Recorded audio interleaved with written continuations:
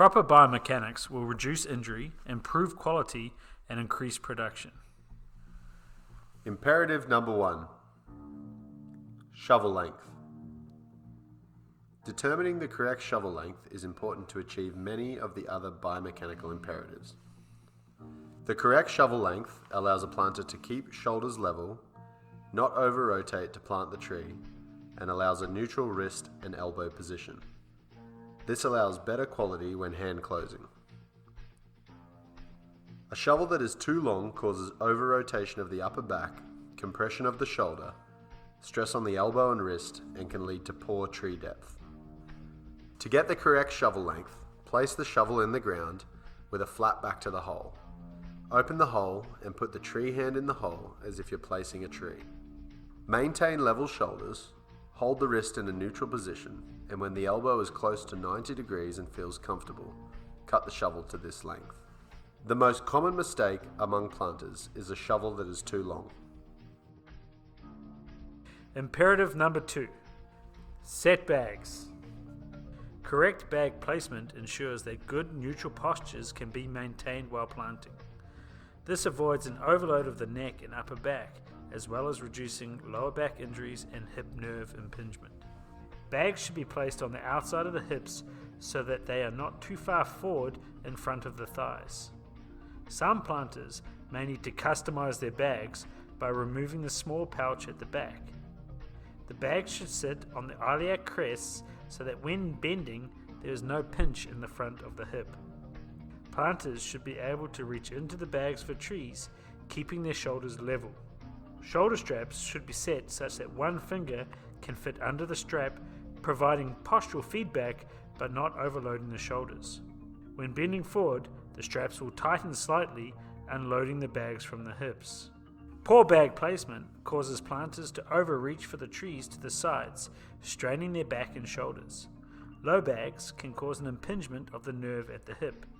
Tight shoulder straps pulls the shoulders forward into a slouch posture, overloading the neck and the upper back. Set bags optimally to allow neutral body positions. Imperative number 3. Packing trees. Establish the stock type for your bag up and position boxes appropriately. Boxes of trees may be as heavy as 65 pounds. Lift boxes with a wide, stable base. Keep an extension curve in your lower back and tuck your chin. Contract your abdominal muscles 30% and lift the box, stepping with your feet to move and place the box. Avoid bending and twisting. Bending and twisting places load on the lower back joints and discs, causing possible strains or disc bulges. When packing trees, kneel down into a half-kneeling position and contract your abdominal muscles. Avoid loading trees from a bent-over standing position. Avoid packing trees when grasping requires awkward wrist positions. You may need to take time to move and unwrap bundles and place the plugs forward and down as you plant. Imperative number 4. Split stance and plant in the neutral zone. Step over the site so that the tree is going to be placed in the space between and just in front of your feet. We have called this the neutral zone. When bending to plant the trees, bend the knees and access the ground by pivoting from the hips with the majority of weight on your front foot. Avoid bending from your back.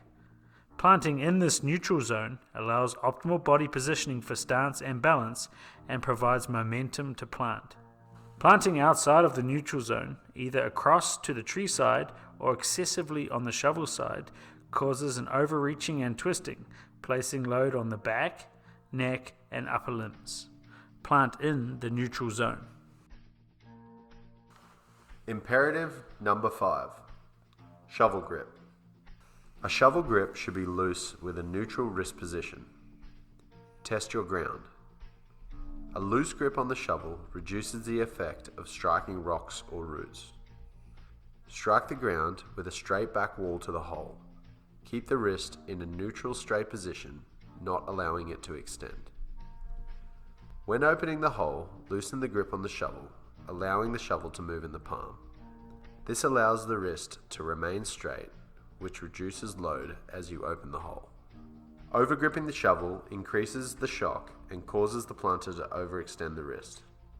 Twisting the shovel to force the hole open while using an excessive C-cut action is the number one reason for shovel-sided wrist and hand tendonitis. Remember, keep a neutral wrist position. Imperative number 6. Bend knees and pivot from the hips. When bending to place a tree, ensure that both knees are turned out. Pivot from the hips as opposed to bending from your back. This combined movement stabilizes the pelvis by activating the gluteal muscles and reduces load on the lower back. Contracting the abdominal muscles 30%, as if stopping peeing midstream, will stabilize the spine. Planters make two common mistakes. Planting with the back leg turned in switches off the gluteal muscles, which leads to a straining of the joints in and around the pelvis. Planting with the knees straight and bending from the back causes an overload of the discs and support structures of the spine, possibly leading to disc bulges. Remember, knees out and pivot from the hips. Imperative number 7. Keep shoulders level. When placing a tree, ensure that you clear the shovel when opening your hole so that a level shoulder position can be maintained during tree placement and hand closing. Too long a shovel, or not clearing the shovel sufficiently, causes an over-rotation of the upper back and an excessive reaching position. This rotated upper back position causes neck strain, shoulder impingement, and nerve traction injuries. Keep your shoulders level while accessing the ground. Imperative number 8. Chin tuck. When bending to place a tree, tuck your chin.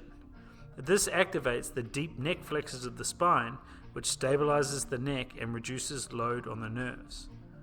Plan 2 trees ahead. Don't lift your head when looking for your next microsite until finishing closing your tree. Planters often look up when still in this hand closing position to see their next microsite. This causes protrusion.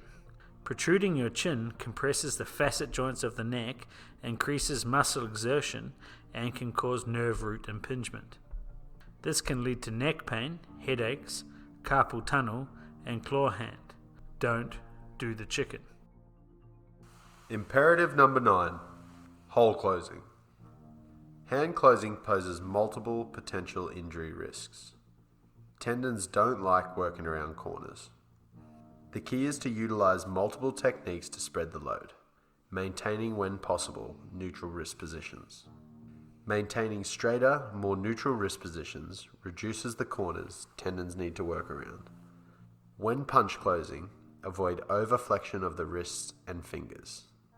When twist closing, keep your fingers together and avoid over-twisting or deviating the wrist.